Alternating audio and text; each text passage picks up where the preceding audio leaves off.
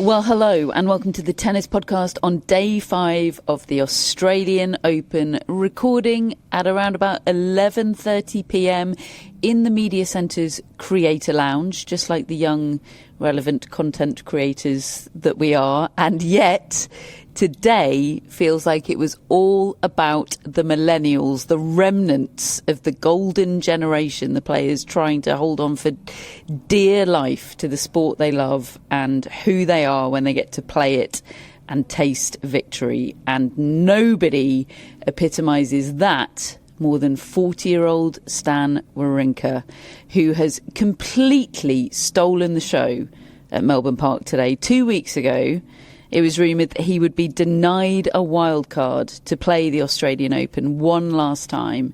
And now here he is, into the third round of the tournament he won back in 2014 after a 4-hour and 33-minute win over a 21-year-old in the twilight on the Kia Arena. A one-man demolition job on my wildcards and nonsense agenda.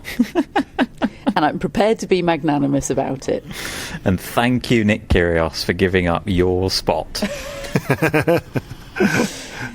It's been a special day, hasn't it?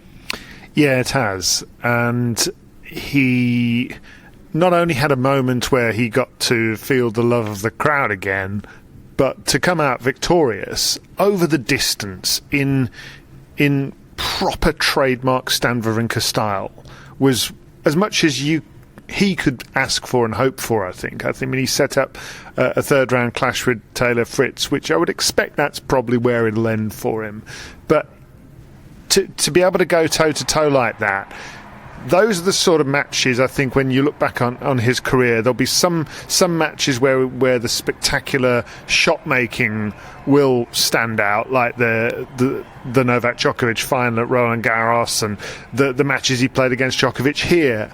But I think also his incredible, it came up in the press conference, his incredible 5-set record over the years. You know, he was one of those players that actually got better when he played at Grand Slams than on the regular run-of-the-mill tour, because he played better over the distance, and he got that today. He got the chance to sink his teeth into another match. He said he was struggling really at the end physically. I mean, he admitted it, you know. He said, I was cramping really at the end. But he also said, you know, 5-set tennis used to stop me getting stressed out because I knew that I had long enough to grow into a match. And the beauty of this contest today was that it showed kind of the player that he's become, this economical player who's learned how to cut off the corners and deflect the ball cross court rather than whipping everything because he can't get to it to get round it anymore in quite the way he used to.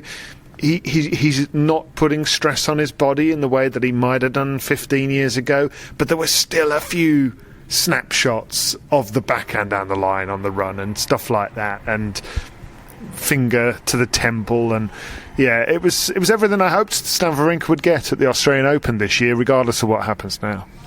This was Arthur Gea's first ever 5-set match, and it was Stan Wawrinka playing, or by taking this match into a 5th set, he became the man that has played more 5-set matches than anybody else in Grand Slam history.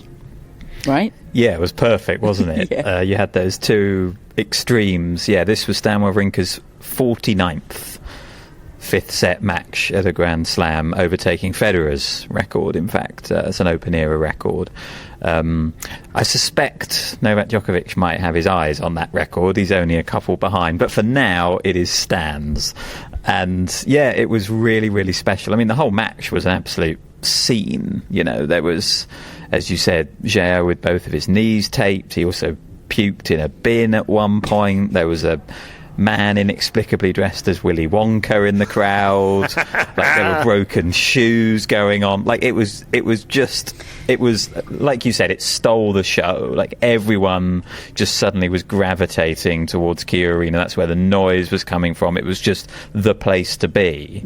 The players were so locked in that the umpire had to announce change of ends in the deciding set tiebreak. Yeah, at 9-3. Yeah, amazing. And even that Wawrinka didn't hear. It took him a moment to realise that he had to change ends. And I mean, David mentioned it. Like, there was a moment in this, a signature Stan Wawrinka shot, the backhand up the line to win the fourth set, take it into a fifth. Like, it was perfect. You couldn't have scripted it any better than that. That's the single moment I will remember from this match the most, I think. But it is absolutely remarkable. Like, I've got a list here of the other 40-year-olds to have won a fifth set at a Grand Slam. And it is Pancho Gonzalez, Frank Siegemund, Neil Fraser and Ken Rosewall. That's the 60s and 70s. Like, tennis is in a completely different era in terms of physicality now. And Stan Wawrinka has managed to win a fifth set after 4.5 hours against a guy half his age. Like, it's a phenomenal feat, what he's pulled off there. And the double pointing to his head at the end, like, it adds to his legend, this match, I think. And he's going up against Taylor Fritz next. And for Taylor Fritz, and this is something I asked him about in the press conference a couple of hours ago, for Taylor Fritz, this has got to have echoes of what he encountered facing Gael Monfils here last year. Yeah. It's a great point. And Monfils won that match. My expectation is that he will maybe have learnt something from that experience, Fritz. And I think it's almost like he's facing Monfils after he's had that match, and now he's playing Wawrinka having had the match. Like, he's now getting the remains. I think that's a good point, yeah. You know? Although these might be the remains of Taylor Fritz. I was going to ask you, what did you think he looked like? Because it was straight sets, wasn't it? But I didn't see him. It was straight sets. Look, the performance today, this was the match he needed, right? He needed an efficient win. I think he was annoyed that he didn't serve out the match quite as efficiently as he could. But basically, overall, this was the match that he needed. But he always gives you a straight answer in press, Taylor Fritz. Like, he might be too honest, but we're very grateful for it. And he was asked a straight-up question about how his knee's feeling, and he basically said, I'm pain-free, and that's brilliant, and I'm loving it, but it's because I'm on really great painkillers. He said, I'm on anti-inflammatories, and he's like, so I know that's... I mean, he literally said masking the pain. So it's just a question of how sustainable that is, I guess. Like, and, you know, your tolerance builds up, doesn't it? And it might be sustainable for the 2 weeks of this tournament, but that doesn't sound like a sort of very long-term sustainable situation. And I said, just as a quick follow-up to that question, can you, to the question about Stan Wawrinka and sort of echoes of the Monfils match last year, I said, can you imagine playing tennis at 40? And he said, no, I can barely imagine playing in 4 years. And he meant it. That wasn't a joke. I mean, not to say that he won't be playing in 4 years, but the look in his eye, I could imagine that he's not. You know, it's further grist to the mill of the general picture of men's tennis, I think, that we're talking about more and more. Merely as a physical feat, I find it astonishing what Wawrinka has achieved here to get himself in this shape. Do you remember a few years ago, I think it was the same year that Murray gave his I might be having to retire press conference, which he obviously managed to delay by about 5 years. But I remember that year, Wawrinka coming back, or might have been the one after that, and his knees had just had a surgery, and he was in a terrible state, and it really didn't look like he'd got a future in the game. And that's 5 or 6 years ago. And here he is, aged 40. I mean, he's got himself absolutely ripped somehow in the off-season. And it doesn't appear to all be for show, because he's still got enough in the tank to go 4.5 hours. I mean, quite amazing. I mean, my mind did go to his contest with Stefanos Tsitsipas at the French Open, because Tsitsipas was playing at the same time against Thomas Mahatch, and I really thought, crikey, if somebody had told me when they were playing that match that the guy who's 28 or whatever Tsitsipas is now would be looking more like the 40-year-old than the 40-year-old. That Stan Wawrinka would be looking the more vibrant, the more full of life, the one with more appetite, the one with more ideas. Like, it wasn't terrible from Tsitsipas today. He was competitive against Thomas Mahatch, but there was something quite sad about this match from a Tsitsipas perspective. Yeah, there was. I don't really know where to start with this match, actually. Look, I think it was bookended by a couple of injuries for Tsitsipas. He had a left foot problem early on. He had a right leg problem early in the fourth set. And I think he was affected by those, particularly in the moment when they happened. I actually thought he did some good things today. Like, I do think he's hitting his forehand with a bit more intent behind it again, and that is still a real weapon, you know. Like, be a lot of players on the ATP Tour who would want the Tsitsipas forehand still. Like, it can do damage, but he insists on that return position. I mean, he made Mahatch look like a brilliant server today. Tsitsipas is standing up on the baseline trying to rip returns, because unlike Wawrinka, he's never developed a real nice chip return. And he ends up making a lot of errors off it and not pressuring the Mahatch serve. And it just feels like madness, like the same thing happening over and over again. And there was also a lot of racket throws, and there was his dad trying to insert himself, as always. Like, all of that was a bit of a bleak picture out on the NZ Arena. Onto the court on Apostolos with a shoe at one point for Stefanos, and then was sort of sent back to the players' box. But it was just go away, like, it's not about you. Yeah, I mean, he got the coaching warning. He was shouting across to Tsitsipas literally the width of the court, and coaching now legal. And he still manages to get a warning because he's doing it wrong. I actually just checked that with James Kyothong, who's in the chair, you know, the kind of what is the threshold, and he said that they have to be up there with them, they have to be near to them, they can't just be yelling it across the court. And that's what he does. He cannot stop himself inserting himself into matches, even when his own team are trying to get him to stop. I find it very sad, really. And it was a first round defeat here last year for Tsitsipas, second round this year. There's no signs of progress at all, are there? I mean, he was talking himself up at the United Cup, and I look back on some quotes from just less than 2 weeks ago, and they look so silly now. It's a tough Tsitsipas scene, but for Matt Roberts, it's a Mahatch versus Musetti scene. I'll be there. Yeah, Mahatch's third one-handed backhand in a row after Dimitrov and Tsitsipas. And, you know, if he does get through Musetti, potentially Wawrinka waiting in the round after. That's basically the tour's one-handers. Yeah, literally.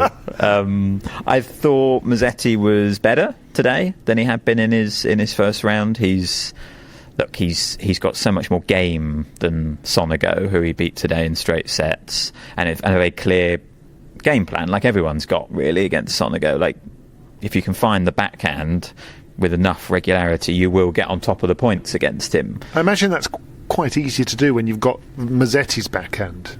Yeah, but also Musetti's forehand. Like, he can hit it inside out. Yeah, and like the key for him is to go after that forehand and get it into play as much as possible.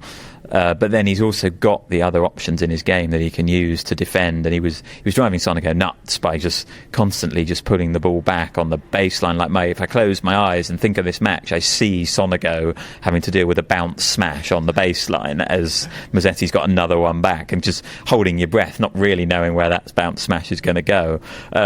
He's lost his way a bit at the start of the third set. Musetti dropped the intensity, but twice Sonego was up a break. Twice he got broken straight back in that third set. And I think for Musetti, like, I remember him playing Sonego at the end of last season in Paris indoors when he was on his nightmare tour, and he let that match just slip and get away from him. And I just think today there was the focus, there was just getting the job done. I think he's obviously benefiting from having the off season. And how does he look physically? Because he was fine. Unwell, wasn't he? Yeah. He got an injury of some kind at the start of the year. Yeah, he looked in the first match. I thought he looked like he was a bit cautious to begin with. He'd obviously retired from the exhibition in the week before the Australian Open started. I think he was feeling something, but honestly, today I thought he was looking absolutely fine. I'm not concerned from a physical perspective. If anyone's going to retire in that match, Musetti Mahach. I would suspect it's not Musetti. Matt Roberts. Okay, that's a couple of youngsters dealt with. Should we go back to the oldies? How about Novak Djokovic, the ultimate oldie? Yeah. 38 years of age. He's doing exactly what he needs to do, David, which is not waste any energy in these early rounds. I watched quite a lot of this match against Francesco Maestrelli of Italy, who hits a big ball and actually, I think, grew into the match. I mean, he found himself sort of a set and a break down after very little time, but started to find his way into it. Djokovic, he was playing day session for this one, and I think it was probably calculated. I suspect he's been campaigning for it so that he can then play his next match, which is third round on Saturday, in the night session when it's due to be a sort of 39-degree hot day, which he wouldn't want to play in the afternoon. Today it was beautiful for him, sort of low 20s, if that. And when I got here was after that match had finished, and Matt was wearing his hoodie and shivering in that. So it was the hood up. Yeah, I mean, it was clearly pretty nippy today, and it certainly was when I got here. But I think that was perfect for Djokovic. Listening to the commentators after the first set, John Fitzgerald was saying that Djokovic is playing well, but nowhere near as well as he was the other night, when I was so taken with his performance. The clean ball striking was sensational that night.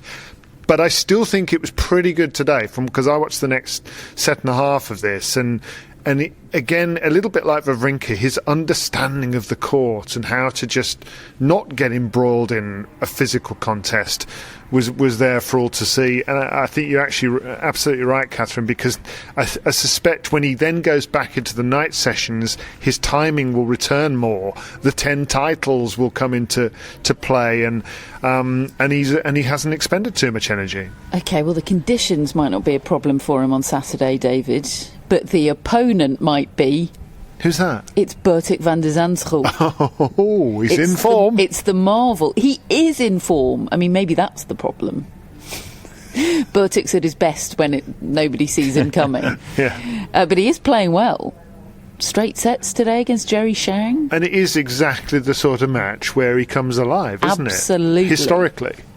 Don't know how he is with. I mean, look, it's a far better situation than playing day session. If the forecast does pan out for Saturday, there's no doubt a massive advantage to the night session, but it's still going to be hot. Like, it doesn't cool down that much at night. You just don't get the burning sun. Could be very sweaty, I imagine. Could be very sweaty. I don't know, have we seen Bertik in those kind of conditions? You're the Bertik expert amongst us. I personally haven't watched Bertik in those kind of conditions, but I back him. Not necessarily to win. Okay. I don't know. Of course he's not going to win. I don't know. Catherine's still got a newsletter prediction to come for that day. So, you know. I will be tempted, and I do need to be going for Hail Marys at this point. I am 0 for 5.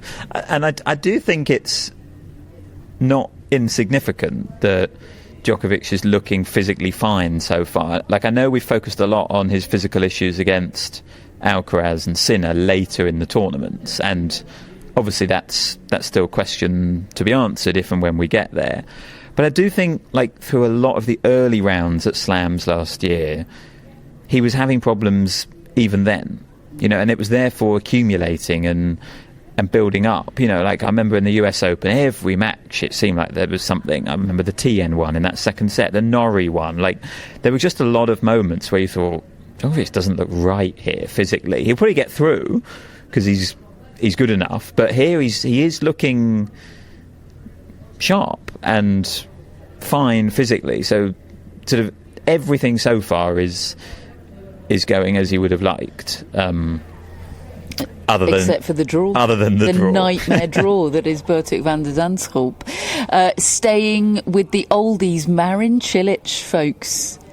He's taken out Denis Shapovalov 6-4, 6-3, 6-2, making it 15 games dropped across 6 sets so far this tournament. He's so difficult to read, Marin Cilic, because if you think back to Wimbledon last year when he knocked out Jack Draper and the level he was playing at that time, I mean, he looked back, and then as the year went on, I mean, he didn't get anything close to that sort of performance. I mean, he's had his own knee surgeries, hasn't he, over the last couple of years. But so far, through a couple of rounds here, I mean, what was it? 2 6-love sets against Daniel Altmaier, and now this. I mean, I saw only a couple of games of it, really, and I kept across the score, and there was a graphic that popped up and showed Denis Shapovalov had hit about 40-odd unforced errors in a couple of sets. And it just told the story, really, on paper at least, of one guy who's got his game under control and one who hasn't. And I do think there is something about that generation. I've talked about this before, but Cilic, Wawrinka, Monfils, the level that they had to get to compete at the top. Cilic and Wawrinka winning slams in the Big Four era, like, it's there, it's in them. It's kind of like they've just got to somehow tap into it and access it. But I just don't think you lose a physical edge, but I just don't think you lose that level and that know-how. And it's pretty awesome to see them finding it. And yeah, Cilic's just he's just been on a mission, hasn't he? He's just been dismissive, like playing the sort of, and that was when he was at his best. That was the kind of thing he would do. He would overwhelm you with his game. Will he beat Casper Ruud in the next round? I'm gonna say no, but that's not a great draw for Ruud, is it? No. Like a dangerous Cilic. But David mentioned the Draper one.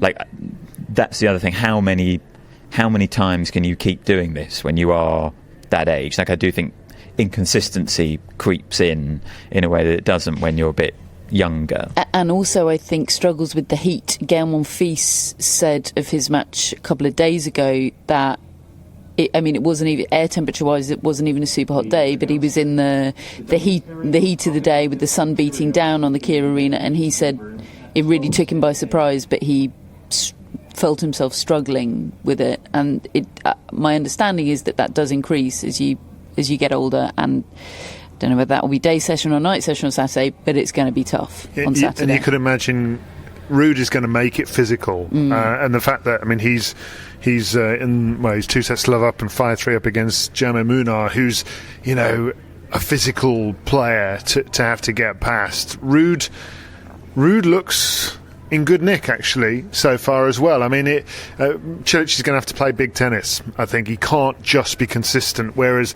probably against Shapovalov you can afford to be that. He's going to have to bring the heat. We should probably, once again, talk about Jannik Sinner, but I don't have much to say. 6-1, 6-4, 6-2 against James Duckworth, meaning once again that Alex de Minaur is the last Australian man standing in the draw. I mean, obviously Jannik Sinner is just far and away a better player than James Duckworth and than Hugo Gaston, and certainly than injured Hugo Gaston. Like, there isn't a whole lot to say about these tennis matches. No, right? Duckworth did a good job in the second set. He got it to sort of 4 games all and was making it. That's what you want, really. You want some of these sets to see these guys under pressure at the very least, and you're just not getting that with Jannik Sinner. I mean, you get it sometimes with Alcaraz. We had it yesterday where he's playing Hanfman and having to dig himself out a little bit, but Sinner's not like that. That's why it was so fascinating when Tristan Schoolcake managed to produce what he did a year ago, and how obviously Dimitrov getting up 2 sets to love against at Wimbledon. They are such outliers, and I mean, I don't you'll tell me what the draw's like for Sinner. But I mean, when's the first test going to come for Jannik Sinner? Well, it depends how highly you rate Elliot Spitzeri. I mean, on paper, it sounds like a good draw, and I know that I don't want to damn this guy with that. It's more. I'm talking about Sinner's level here, because Spitzeri's got himself 2 wins at a Grand Slam. It's fantastic. I think the next biggest obstacle for Sinner is that we assume he's going to be in the day on the Rod Laver Arena when it's really hot on Saturday. He doesn't love that. No, and we've seen it here last year against Holger Rune. Like, that match was kind of on the...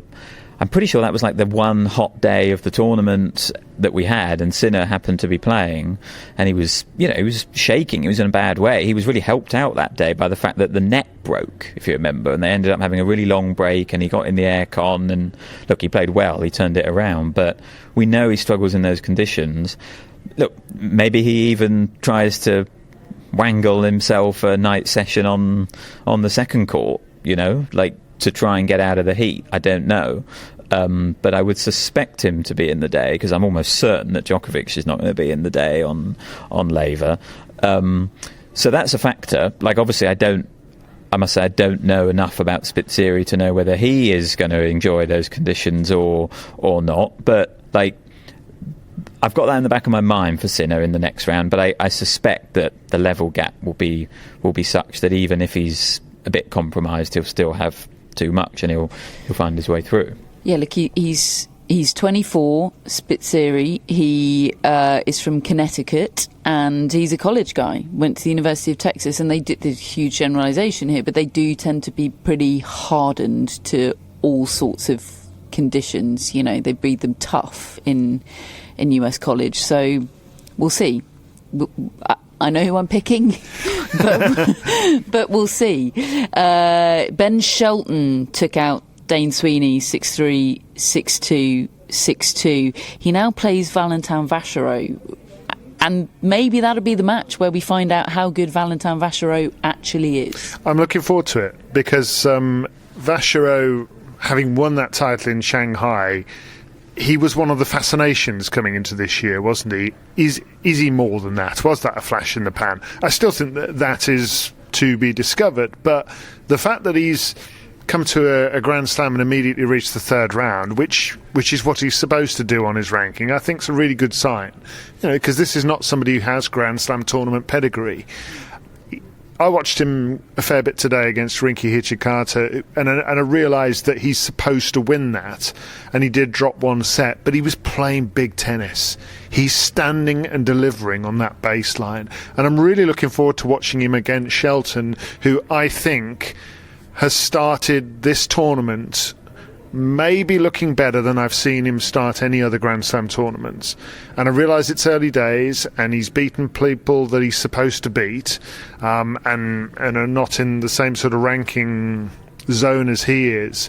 But my word, Shelton is striking the ball with authority. There's a crispness to it, as well as the kind of the brute, blunt force that he has as well. He looks fresh. He was forced to have a lot of time off. I thought at the US Open, we were talking a lot about him coming into that tournament, because he'd won in Canada, and you got the feeling that he was starting to really look like he was maybe not necessarily closing the gap on the top two, but certainly moving his way ahead of a lot of the others in the pack. And then he got that injury. Now he's fresh, because he's had all these enforced months off, and he looks it. He looks so healthy right now. His face looks fresh, and he's just busting to get out there. I even watched his video blog today, which showed his off season, and he's got this a range of old cars. These he's really into his cars, and I don't know. I like what I'm seeing. I love what I'm seeing on the court, and I want to see if Vacherot causes him any problems or not. Jakub Mensik has equalled his best Grand Slam performance, his first time into a third round outside of the US Open. He beat the talented young Spaniard who I saw compared to Rafael Nadal this week. Hodar? What's Hodar's first name? I think it might be Raphael. Oh, no, the pressure. It is, yeah. Well, just call him Rafa. Let's just call him Rafa. The new Rafa. Yeah. Oh, he's cursed, isn't he? He's the new Dimitrov. Bencic will play Ethan Quinn in the third round, who took out Hubert Hurkacz in straight sets. Didn't see that coming. Well, maybe we should have done, though, because of Hurkacz's Grand Slam record. Like, he is still the same guy that fails to deliver at slams. Right. Like, this kind of result is in keeping with Hurkacz's career. It's just that, you know, on recent form, he looked so impressive that you felt like maybe he could put a bit more of a run together at this slam. But that is Griekspoor and Hurkacz that Quinn has taken out in straight sets, back-to-back. And what I do know about Quinn, he works with Brad Stein. He has got a hell of a forehand. I've seen him play Alcaraz, and like the forehand is a real weapon. And like I think he's coming, Ethan Quinn. I know. I think I'm right in saying that Matt Futterman is quite a fan of his game as well. I'm sure he'll be correcting me if I've got that wrong, but I think so. And I think maybe it was just a bit of a sort of sleeper name in the draw there, Quinn. But is obviously playing really well at a slam for the first time. And yeah, two big wins. And now he gets a guy, like you say, Bencic, who also hasn't got a great slam record. So Bencic's got something to prove there, I think, in that one.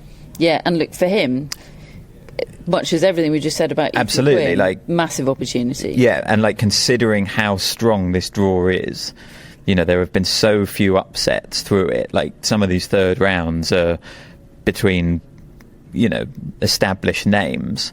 And Bencic, okay, Quinn is in form, he's dangerous, but it is an opportunity for Bencic to get through here.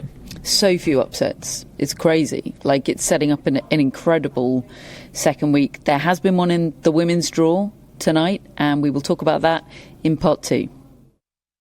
But before that, you know, folks, it's a word from our wonderful sponsors of the tennis podcast throughout the Australian Open, Steve Fergal's International Tennis Tours, the premium hospitality and experience provider, and an official provider of ticket and travel packages for Roland Garros 2026. They offer fans a trusted way to experience what is truly one of the sport's most special, iconic, magical, beautiful, chic tournaments in Paris in the springtime.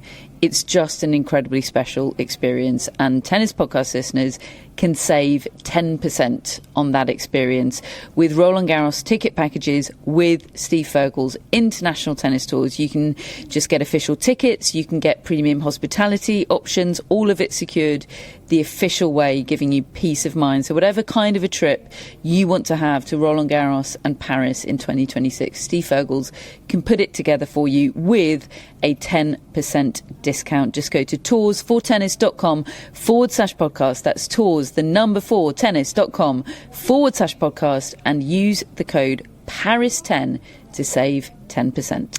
Hello everyone, this is Catherine from the Tennis Podcast, and you seem to be listening to the Tennis Podcast, and that is why we want to hear from you. The Athletic are asking you to fill out a quick survey about you and your podcast habits by going to theathletic.com/survey26. Now, 3 lucky entries will win $100 or pounds worth of Amazon vouchers. So whether you're a long-time listener or a new one, we want your feedback. Go to theathletic.com/survey26. That's theathletic.com/survey26. The link is also in our show notes. Thank you.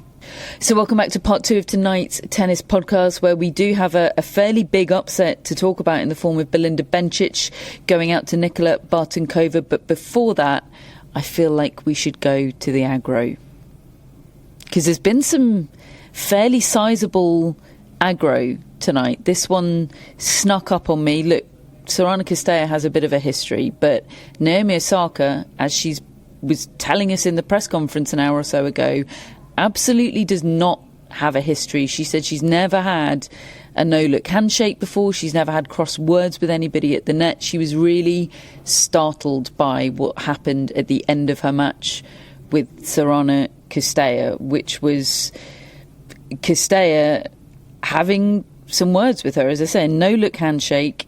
It wasn't particularly audible what exactly Cirstea said to Osaka. I think Osaka queried, like, what was the handshake about, and Cirstea seemed to say something about fair play, and not knowing what fair play is. And then in the on-court interview with Chanda Rubin, Naomi Osaka, who won this match, by the way, 6-3, 4-6, 6-2, was asked what did it take to win, and Osaka replied, a lot of come-ons, apparently. And look, Cirstea came into press first and kind of gaslit everybody about what had happened and said it was nothing. I didn't. The doubles pairing of Kokkinakis and Kyrgios are on their way to the main interview room. Having just lost, by the way. Kokkinakis and Kyrgios are out. Cirstea said, what are you talking about? Why are you asking me about this? No big deal. I barely said anything. Naomi Osaka was clearly still in a bit of shock about what had happened. She described it as being casually disrespected on the court. She said she regretted kind of rising to it in her on-court interview in the way she did, although I think there was nothing wrong at all with what she said. But she said that's just not me, and if I had my time again I would not do that. In fact, I thought she was incredibly generous, Osaka, and made allowances for heat of the moment and emotions running high because Cirstea is playing in her final Australian Open, her final year on tour, which that was something Cirstea was keen to talk about. She wanted to bring the narrative back to her incredible contributions to tennis over the last 15 years. It was pretty graceless from Sorana Cirstea, I think. Yeah, I mean, the gripe seemed to be that Osaka was sort of pumping herself up too much and saying, come on. Like, she does do that thing, Osaka, if an opponent misses a serve, for example, she will just sort of maybe, like, sort of slap herself on the thigh and give a bit of a fist pump to herself and say maybe come on. And I think maybe a couple of times that was audible, which I could maybe see why you were a little bit put out by that as a server, if that's happening between your first and second serve. But she just totally overstepped the mark, and it was pretty graceless. And I think Osaka was quite upset by it, actually. Even in that on-court interview, she seemed quite upset. I don't think I think anyone would be if they were sort of spoken to like that. And I don't think Osaka particularly, she's not someone who wants conflict. She's not someone who seeks that out. She tends to very much retreat from that. Cirstea sort of confronted her in that way. Probably wasn't nice for her. And also just like the two players' history, like, who am I going to give the benefit of the doubt to? Obviously it's Naomi Osaka, not Sorana Cirstea. Make children innocent again. Her words. Fantastic surge, by the way, from Osaka to win this one in the third set. She went off. Have we been sleeping on Naomi Osaka? I don't know. I would stand by the concerns that I'd had a little bit about her form coming in. She was not convincing in the opening round. She was in trouble here today. Like, it went one set all, and third set was close. She went off court for medical timeout as well at the start of that third set. And she said in press that she said, I'm sure you can guess what the injury was on the basis of my medical history. Right. Well, she had a big sort of ab problem last year. It seemed to be a bit higher up the body, but it was sort of stretching out the neck. But they did go off court for the medical timeout. maybe that's a small concern as well. But there was good tennis in that third set. She really decided to take over the match suddenly in a way that she sort of hadn't been. And Cirstea is a good player, so that is a good win. And I think her draw in the next round has opened up, and then it's spoilers, Matt, because it's right. It's a big content section for part 3, but then it's potentially Iga Swiatek, I think, isn't it, in the fourth round? So it's tough to look beyond that at the moment. But I suppose what I'm saying is that I thought maybe she wouldn't even reach that fourth round coming in here, but now I feel like she will. And has she got that bright lights tennis, that big stage in her still? I think possibly. So yeah, it's exciting. So no upset for Cirstea on the second court, which is, this was a match we were circling as potentially tricky. Cirstea's got previous, she gets up for those kind of matches, and she's a good player. The upset was unfolding on the ANZ Arena, and it was 19-year-old Czech Nadia Bartunkova taking out the 10th seed Belinda Bencic 6-3, love 6, 6-4. And this feels a bigger upset than the 10th seed losing. This was Belinda Bencic, the form player of 2026, that's played pretty much the best tennis I've seen in 2026, maybe Arina Sabalenka aside. And, well, you watched a lot more of this than I did. How much was this about Bencic maybe continuing her form of peaking maybe at the wrong times, peaking too early for majors, and how much is this Nadia Bartunkova is going to win the Australian Open? Yeah, we watched the closing stages, Matt and I, together here while we were waiting for you to come back from the Naomi Osaka press conference. And first of all, I do feel like a comment on the Bencic side of things is right, in as much as I do think she is a player who too often has come in great form to Grand Slams and kind of not being able to replicate it, or maybe there's a peaking thing that goes on for other players and she doesn't go with them. She needs to find another injection to withstand that, and she didn't today. But I leave the match remembering Bartunkova. She is the sort of player that, having watched half a dozen games, is somebody I'm going to be recommending other people go and watch half a dozen games, and any chance they can get, because you don't get many players like her. There's a little bit of Karolina Mukova about her, the way she moves, the way she hits a backhand slice, really gets down low and digs into it, has an explosive forehand, has just great timing on the baseline. She refuses to back off from the baseline. It's really interesting watching a player who takes it as early as Bencic, just kind of playing PlayStation tennis against somebody else who's doing the same thing to her, and who actually had a greater weight of shot when she really opened her shoulders. That's 2 matches in a row where she's lost a 6-love set in the second set against Kasatkina and now Bencic, and she's beaten them both in the end. 2 high caliber players. And she's only 19. I mean, I didn't know about her coming into this tournament, but my word, I'm going to remember her. Yeah, I want to know if she's on Hannah's future Wimbledon champion list. Oh, don't curse her. Where is Jule Niemeyer? Yeah, I mean, I just think Hannah's going to like her. Hannah likes Mukova. I think she's going to like that slice. She's going to like the injection of pace. She was whipping up the crowd in the latter stages as well. Some of the shot making down the line was a joke, quite frankly, because Bencic got it back level in the third. Like, that was the thing. You thought, okay, maybe you've had your fun, and Bencic is going to take over, but she just did not let down at all. It was a real moment, and very, very exciting, because honestly, like, there's a lot of young Czechs very often, and I feel like a lot of them have been on my radar and I'd watched them, but I had not really come across Bartunkova. She'd never even played Grand Slam qualifying before. This is her first Grand Slam qualifying. She's qualified. She's made the third round. She plays Elisa Mertens in that third round. very good player. Fascinated to see that. Yeah. Oof. Yeah, Mertens is like, she's a test, isn't she? she's like the sort of gatekeeper. Yeah.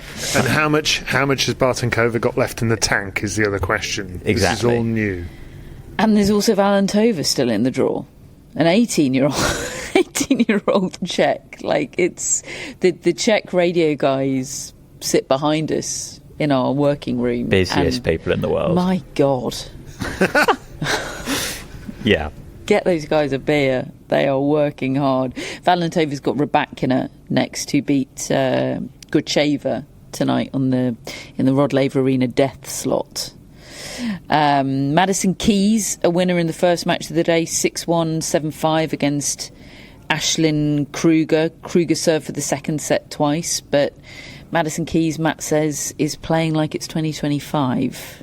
Are we sleeping on Maddison Keys? Well, I very specifically said that about the first 3 points of this match that I watched, which was the 3 points that she won in a row to start the comeback from 5-2 down, like suddenly just ripping winners. I'd heard that suddenly her game had gone off. It was a bit of a messy second set, but a really nice end to this match for Maddison Keys, having played a blistering first set as well. It was a much more comfortable matchup for her than the first round. She wants to be playing a fellow big hitter rather than a moon baller, a slice and dice. I think she's settled into this one much more easily today. So Laura Siegemund's out of the draw. More on that in part 3. And she's got Karolina Pliskova next, who's also partying like it's the Cilic Wawrinka era. Right, it is a bit of that classes permanent thing with her as well. Like, she's come back with so little tennis, and yet I thought she was really good today against Janice Chen, ending that bit of fun. Like, it is a game that ages well. Karolina Pliskova ending fun since 2010. It is a game that ages well, right? Big serve. She never moved a lot anyway. You can't, like, she sort of just stands still in the middle of the court and tees off, and she was doing that again today. Chen can still get a bit rushed, I think, moving to her backhand corner and trying to get round it. And Pliskova was also the steadier of the two, I would say. Like, kind of wild that she's doing this. I did not fly over to Melbourne thinking, Karolina Pliskova's going to be in the third round. Like, it's just the way tennis works, isn't it? Just, you can have expectations for something, and then it can just all suddenly look so different. Jessica Pegula is into round 3, and he dropped 2 games today against her doubles partner McCartney Kessler, who was injured. Yeah, medical timeout after the first set. It wasn't much of a spectacle, really. That was on the John Cain Arena, same court that we saw Iga Swiatek on, 6-2, 6-3 for her against Marie Buzkova, and she's got Anna Kalinskaya next, who hits a really nice ball, and I always underestimate Kalinskaya, but I expect Swiatek to be fine. She's playing well. Look, she was breakdown in the second set, but I didn't see any jeopardy for Swiatek here, really. No, I thought she was pretty comfortable in this one, moving really well. Like, sometimes her feet can seem stuck, and they didn't today. I thought she was counterpunching quite well, defending well, attacking when she needed to. There was a bizarre scene of potential hindrance was what was being checked, I think, by the video review, because Swiatek had a shot that bounced on Buzkova's side and came back over the net with quite vicious spin on it, and Buzkova leant over the net in a very dramatic way to try and return the ball, but sort of claimed, I think, that Swiatek was in her way and stopped her hitting it. I mean, there was just a massive infraction by Buzkova anyway, being that far over the net. I've got no idea really why they needed to do the video review, but they went very comical watching. But they went through the umpire process. Watch it in super slow motion, yeah, as if that level of detail was required for the most obvious infraction. Very cinematic, the version that we saw. Yes, it was quite challenges, actually, with them both up at the net there. And don't give me any spoilers for challenges. I just haven't watched that yet. Well, that's on you, David. The ending's the worst bit, David. Okay. And that is on you. All right, I'll get there eventually. I'm not sure you will, though. What else have we had today? Linda Noskova. She beat Taylor Preston, ending Preston's hopes of sensation of the day. But it turns out she didn't have a hope anyway, because, well, more of that in part 3. Noskova's got Wang Jinyu next. She took out Yelena Ostapenko. I know who we haven't covered. It's Amanda Anisimova. Very unlike us to be 50 minutes into the pod. You were worried about Amanda Anisimova today, briefly. The middle portion of the second set became an ordeal. She was cruising, really. I mean, much better quality match, I would say, compared to her first round. End of the first set, start of the second set, she was in form. She was playing really well, I thought, Anisimova. But then, Siniakova, she likes a scrap. She does. And she won consecutive games, one with 7 deuces and one with 8 deuces. Like, it was these mini battles, and Siniakova came out on top of them. And I think that stressed Anisimova out. And suddenly she was staring down the prospect of a potential third set. But I noticed actually at 4-4 in that second set, Anisimova, who was very stressed, she looked on the verge of tears, the way that the match was just starting to slip away from her, and she'd lost a bit of composure in her game. She went over to her box and had a word with Shardy, her physiotherapist, and started to laugh.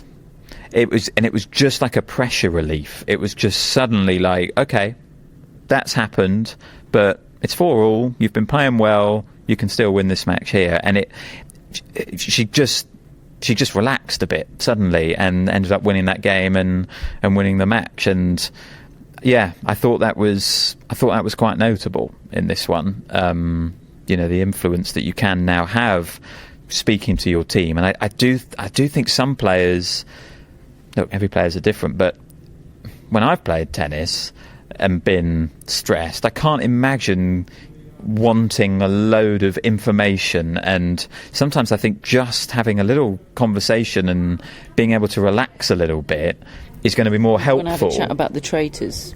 It's going to relax you. Yeah. Maybe that's what they were talking about. Yeah, let's talk about Rachel and Stephen. But I don't know. It was a really positive moment, I thought, that. I've been reading about her today, actually, Shardy. Like, we talked about it a lot at Wimbledon, didn't we? But just how positive an impact and what a just transformative influence she is on Amanda Anisimova. She's what was missing. Yeah. There's so much more I could say, but there's not time. Obviously her being a female, she has a male coach, Vlieshauer's, Rick Vlieshauer's, is it? There are men in that team, but Shardy feels like the heart and soul of that team. She feels like the chief of staff in that team. She sets the tone. She manages Amanda Anisimova's body, and to see sort of that female energy be the dominant energy is, it's so vanishingly rare in women's tennis, and it's such a powerful thing when you witness it. It can make me quite emotional, actually. It's great to see. She's got Peyton Stearns next as Amanda Anisimova. Feel okay about that? I do, yes. Right, that's it for part 2. Join us in part 3 for sensation of today and yesterday, and of course a look ahead to tomorrow's order of play. Welcome back to part 3 of today's Day 5 Australian Open tennis podcast, and it's a bumper sensation of the day. First of all, very quick adjudication on yesterday. It's Talia Gibson, isn't it, for her 3 match points against Diana Schneider, because Priscilla Hon ended up getting crushed by Iva Jovic. Yeah, we actually only needed to do about 5 more minutes of recording to get the result in for that one. Congratulations, Talia Gibson, for winning Sensation of yesterday. Unfortunately, your heroic effort against Anna Schneider has been utterly overshadowed by events of today, because Maddison Inglis, folks, the world number 168, has taken out the marvel, the troll that is Laura Siegemund, 6-4, 6-7, 7-6 in 3 hours and 20 minutes, all of which I commentated on. I don't know how Maddison Inglis withstood the Siegemund show today. She must have special meditative powers. Like, she'd obviously... People know what they're getting into, but look, players know what they're getting when they walk onto court against Laura Siegemund. She's been out there doing this stuff for 20 years. But I think a lot of players walk out thinking, I know this is going to be tough. I know I need to not lose my head. And, you know, everyone's got a plan until they get punched in the face, right? And Laura Siegemund is a punch in the face in terms of wind up on a tennis court. Look, I think it's the fault of the officials for not penalising her more, because as soon as she got a time violation warning in this match from Alison Hughes, she stopped taking quite so much time. Like, what's she doing? Who knew that, you know, enforcing rules works? I mean, the first 3 games took 23 minutes. Yeah. I mean, look, I think the most egregious that she takes an awful long time on her own serve, and it's kind of she's working around the rules because a lot of that time is spent in the ready position. So the shot clock has been stopped. Technically, she started her motion, but she's then taking another what feels like 45 seconds, and it's probably actually only about 5 seconds, but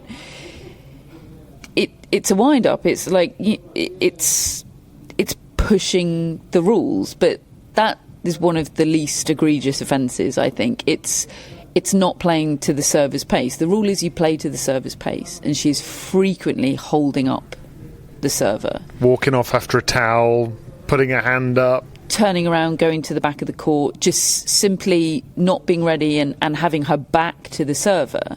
Now, at one point in commentary, I said, you should just serve. She's not ready, that's on her.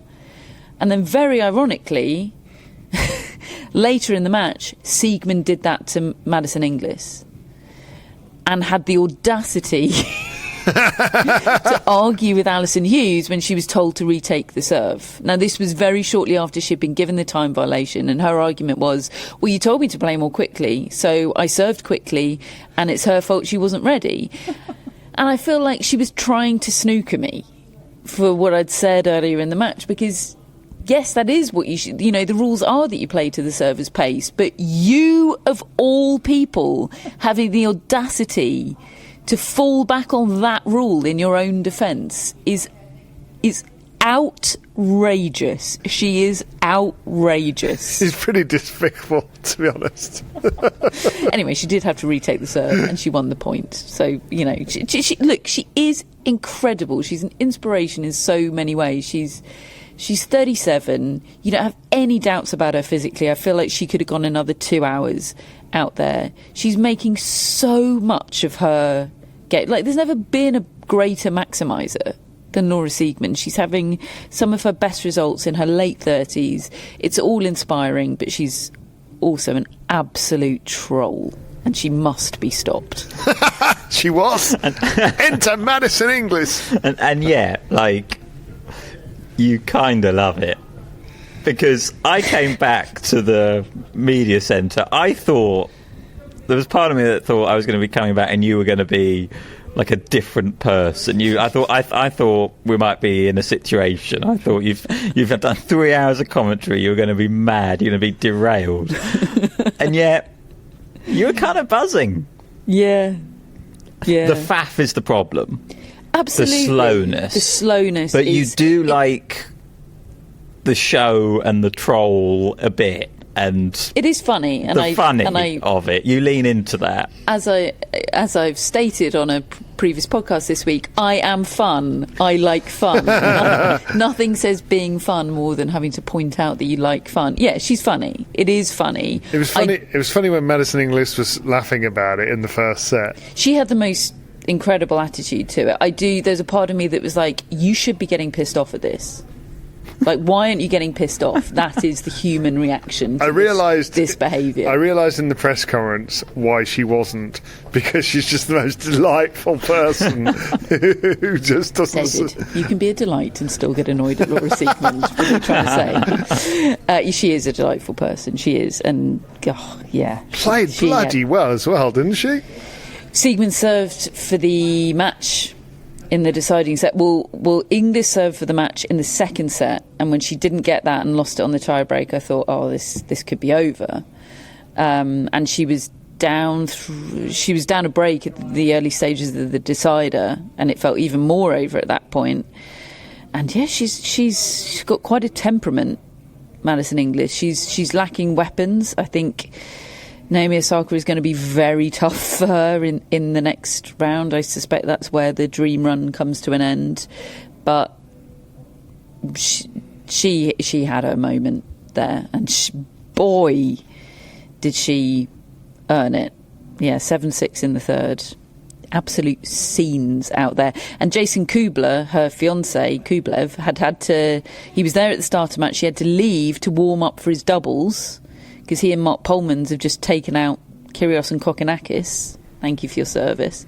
And then, so he did presumably the warm-up, and then he came back and was there to watch most of the deciding set, even though he had a match to come. So it was scenes, and it's an absolute slam dunk for sensation of the day, given the fact that Matt was trawling back through last year's podcast to see how we dealt with the sensation of the day segment when there were no winning candidates, and was reminded that we once gave it to an Australian that bought me a beer on a day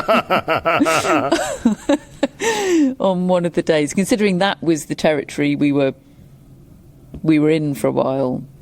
Very well played, Maddie Inglis. And we are open to being in that situation again next week when absolutely. There was a when point... all the sensations are out and we're looking for candidates. Look, if an Australian man had presented me with a beer at the 3-hour mark of this match, he'd have won Australian of the Day over Maddison Inglis. That is for sure.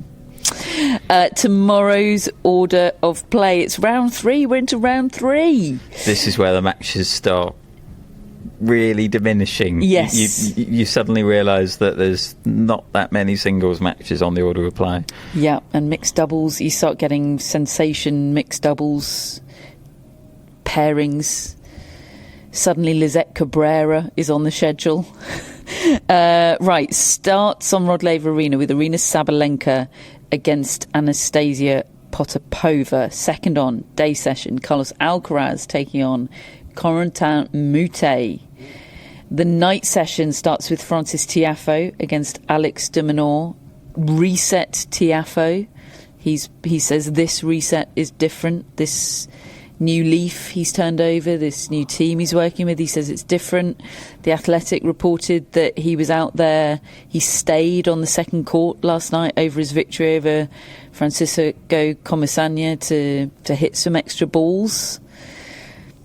Who knows? He's taking on the home hero, Alex de Minaur, tomorrow night. And then in the death slot after that match, it's Elena Gabriela Rusa and Mira Andreeva. On the second court tomorrow we start. This is the schedule that Neil and Pat Roberts have to look forward to tomorrow. They've avoided the Norrie Zverev, the Norrie bomb. David broke this news to them. On the street. It was so fun. Like, maybe my favourite moment of the day was the WhatsApp popping up, and it was just David taking a selfie with my parents on the street in Melbourne. It made my heart full. We had a lovely chat. And they looked gleeful because they'd just been informed they hadn't travelled across the world to see Cam Norrie. Yeah. They're going to see Daniil Medvedev against Fabian Marozsan. Very intrigued by that one. And they're going to see Coco Gauff against Hailey Baptiste. and that one. I mean, that's a great lineup. It's a great lineup. Yeah, you're going to have a great day. Night session on the second court is Svitolina Schneider and then Bublik Echeverry, John Cain Arena and Boko Towson, followed by Tommy Paul, Alejandro Davidovich Fokina. Twilight session, not before 5 p.m, is Jovic Paulini. And then, look, if your parents want to stick around... Just thinking that, if they've had a really good day, they could queue on the John Cain Arena for Cameron and Norrie. catch a bit of Norrie Zverev.